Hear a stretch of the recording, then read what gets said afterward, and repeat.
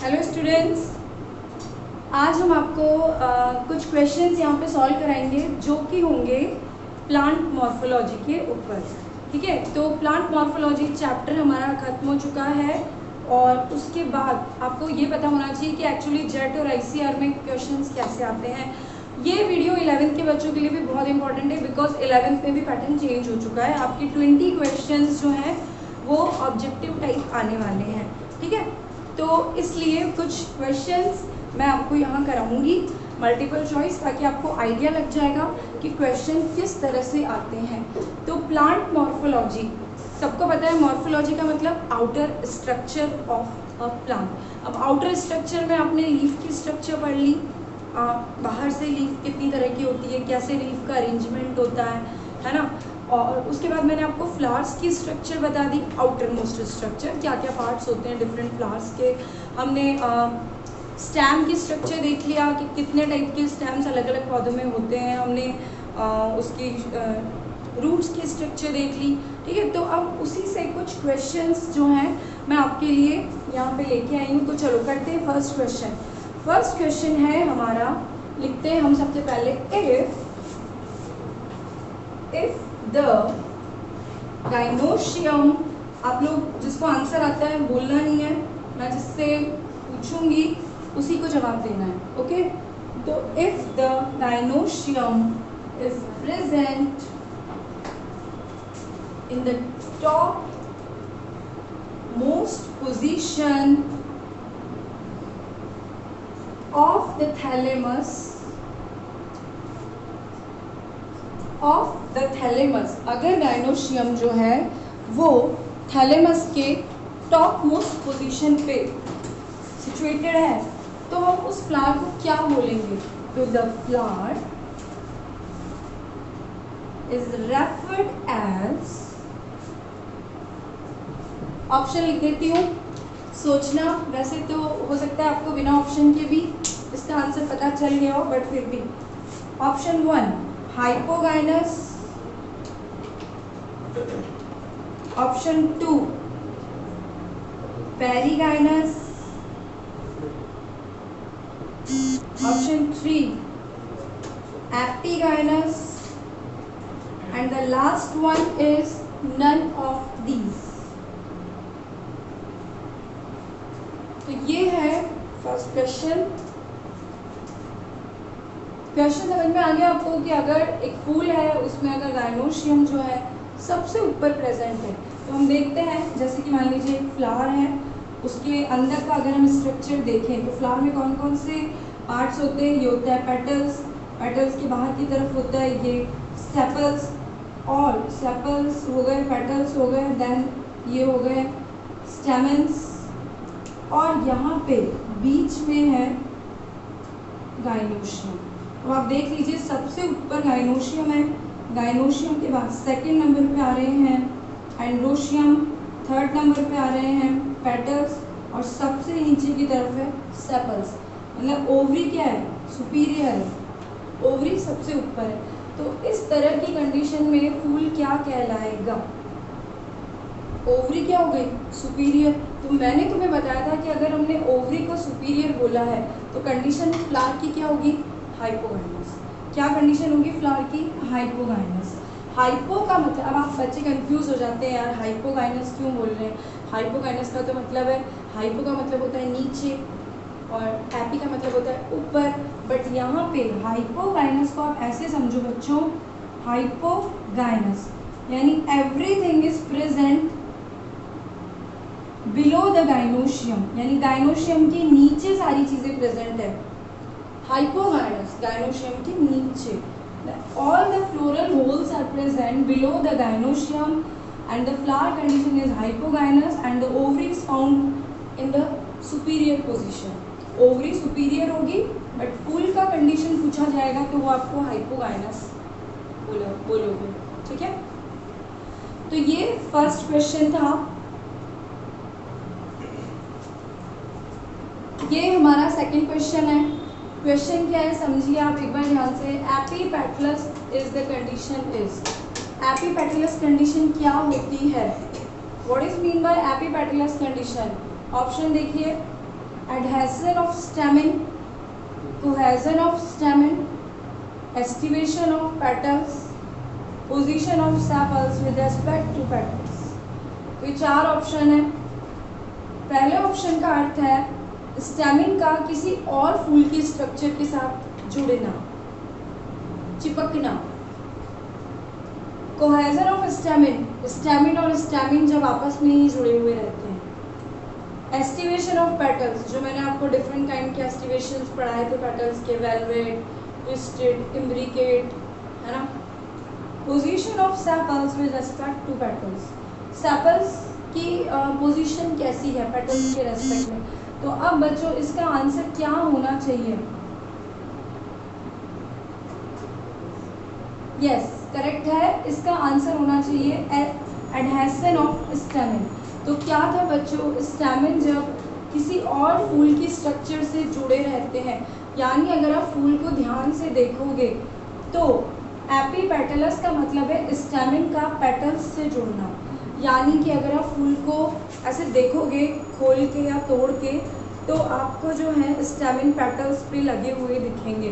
मतलब स्टेमिन का निचला सिरा कोरोला यानी पंखुड़ियों से जुड़ा हुआ होगा, कुछ इस तरह से। जैसे मान लीजिए ये एक फूल की पंखुड़ी है, तो इसके लोअर एंड पे यहाँ पे पेटल अटैच होगा। तो जैसे मान लीजिए अगर आप इस पंखुड़ी को अलग करेंगे तो ये पेटल भी उसके साथ ही आ जाएंगे। तो इस कंडीशन को हम बोलते हैं एपीपेटलस। और मान लो अगर यहाँ पे एपीपेटलस तो आपको समझ में आ गया कि एडहेशन ऑफ स्टेमिन, लेकिन मान लो अगर कोहेजन ऑफ स्टेमिन होता तो हम क्या एपीपेटलस बोलते? नहीं, उसको फिर हम क्या बोलते? एडेल्फी। क्या बोलते? एडेल्फी बोलते। ठीक है। अब वो बात अलग है कि अगर सारे स्टेमिन एक ही झुंड में है तो मोनोडेल्फी बोलेंगे, अगर 2 ग्रुप में है तो डाईएडेल्फी बोलेंगे, वो डिफरेंट है। ठीक है, तो ये क्वेश्चन समझ में आ गया। ओके। और जब हम फ्लोरल फार्मूला लिखते हैं तो इसको कैसे डिनोट करते हैं? कोरोला को तो सी से, एंड्रोशियम यानी कि स्टेमिन को ए से, और इस तरह का एक निशान बना देते हैं। इसका अर्थ होता है कि जो एंड्रोशियम है वो कोरोला से जुड़ा हुआ। क्लियर?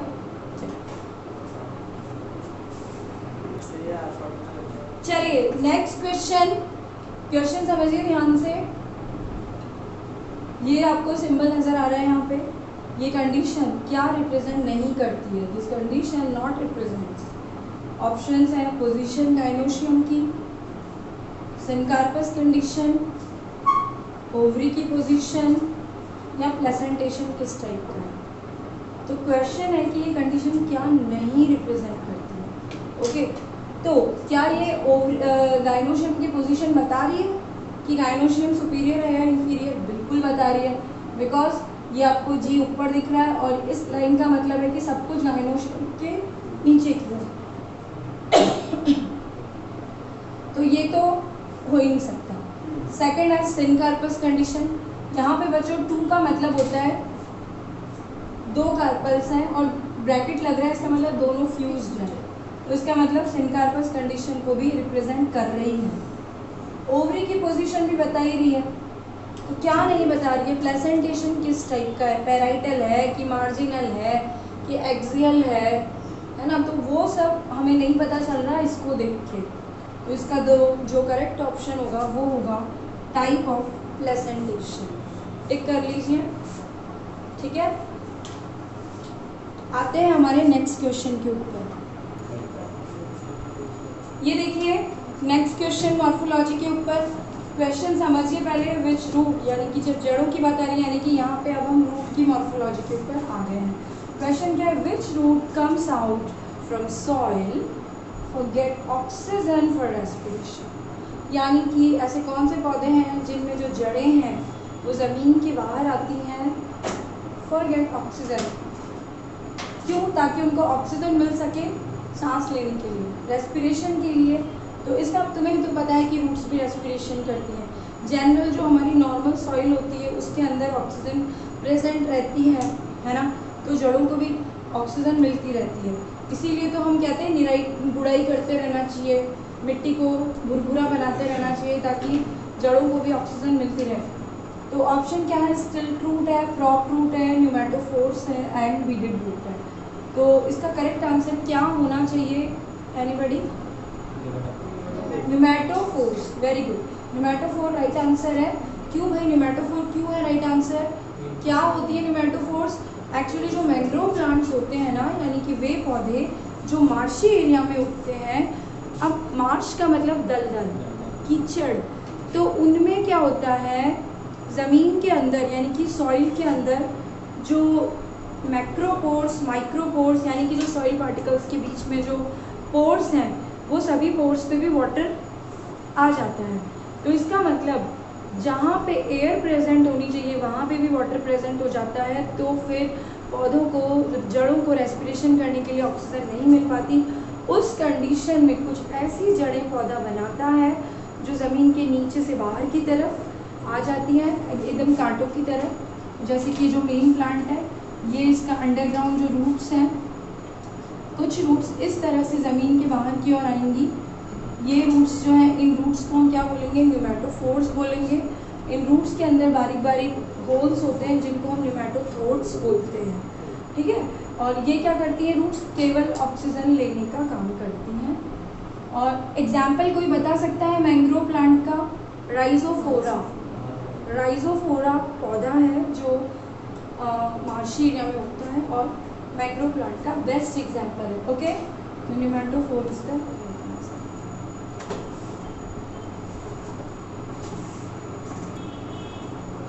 नेक्स्ट क्वेश्चन है tuberous root mainly found in, tuberous root किस में मिलती है? ऑप्शन आलू, शकरकंद, मिराबिलिस, टर्निप। तो बच्चों देखिए, ऑप्शन में मैंने आपको ओनली ट्यूबर नहीं लिखा है, लिखा है मैंने ट्यूबरस रूट।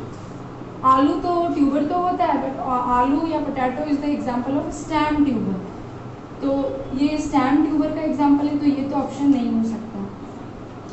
स्वीट पोटैटो वो वाकई में रूट ट्यूबर है, बट रूट ट्यूबर होने के साथ साथ ये जो है ना एडवेंटिशियस होता है, बिकॉज स्वीट पोटैटो की जो आप खाते हो, जो आप ट्यूबर खाते हो, वो टैप रूट से डेवलप नहीं हुआ, वो एडवेंटिशियस रूट्स हैं, मतलब कि वो रेडिकल के अलावा बनते हैं, तो ये भी नहीं होगा।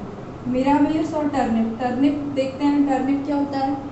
नैपीफॉर्म रूट्स होती है, टर्निप तो खुद ही एक टैप रूट है, तो टर्निप तो ट्यूबर है ही नहीं, वो तो है ही रूट इस तरह का। तो ये तो नैपीफॉर्म रूट है। अब ये है मिराबिलिस, मिराबिलिस जो पौधा होता है इसमें मिलती है बच्चों ट्यूबरस रूट्स,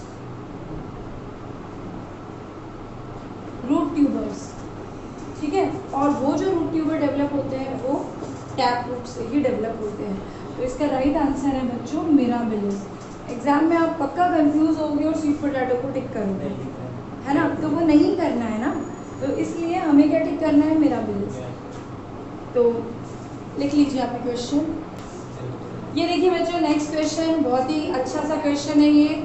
तो क्वेश्चन क्या है? नोड्यूलेटेड रूट्स आर फाउंड इन, किसमें मिलती है बच्चों?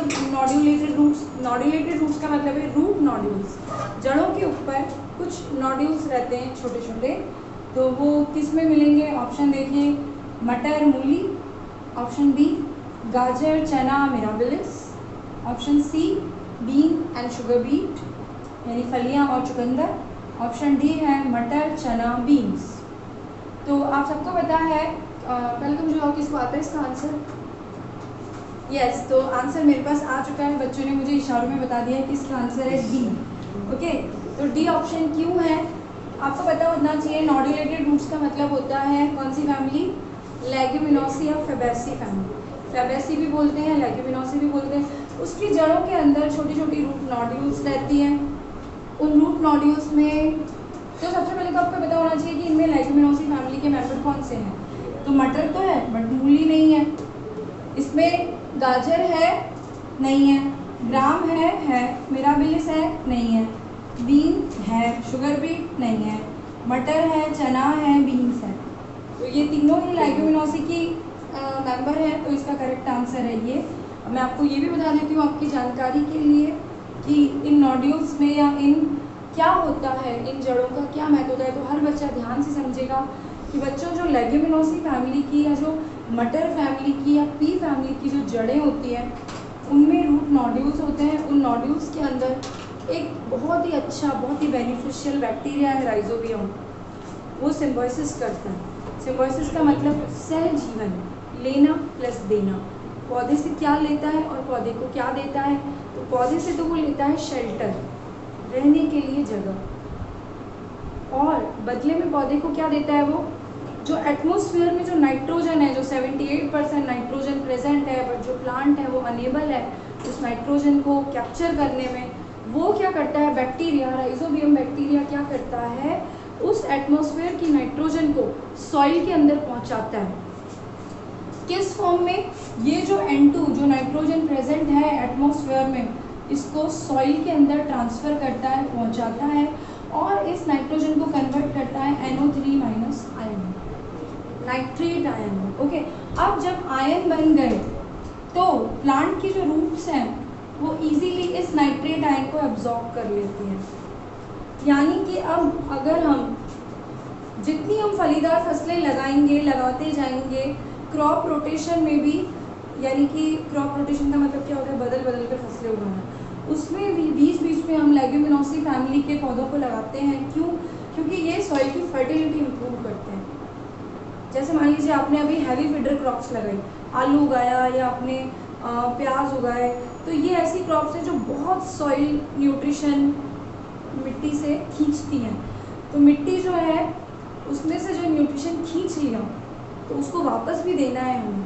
तो सॉइल की फर्टिलिटी को मेंटेन करने के लिए अब अगली बार हम वापस से आलू या प्याज या ऐसी कोई हैवी फीडर क्रॉप न उगाकर हम उगाएंगे फलियाँ, क्योंकि ये पी, बीन्स, ग्राम, दालें बोने से क्या होगा, इनकी जड़ों में जो नोड्यूल्स हैं, उन नोड्यूल्स में जो बैक्टीरिया है, वो बैक्टीरिया वापस से क्या करेगा, सॉइल के अंदर नाइट्रेट की कॉन्सेंट्रेशन को बढ़ाएगा, सॉइल की फर्टिलिटी को बढ़ाएगा। ओके, तो ये इसका राइट आंसर है।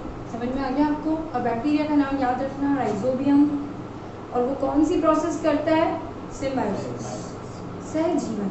ठीक है, तो ये थे बच्चों कुछ क्वेश्चंस जो बायो के थे, प्लांट मॉर्फोलॉजी चैप्टर के ये क्वेश्चंस हैं। आने वाले लेक्चर्स में, आने वाले वीडियोस में हम और भी एजी के, एग्रीकल्चर के भी अच्छे अच्छे क्वेश्चंस आपको जो प्रीवियस हमारे आए हुए हैं वो मैं आपको कराती रहूँगी, और ताकि आपको पता चल जाएगा कि किस तरह से जो है एग्ज़ाम में क्वेश्चंस का पैटर्न आता है। तो आप इन क्वेश्चंस से आप अपना पूरा एक बुकलेट तैयार कर सकते हैं। तो लाइक करिए, शेयर करिए, सब्सक्राइब करिए। बाय।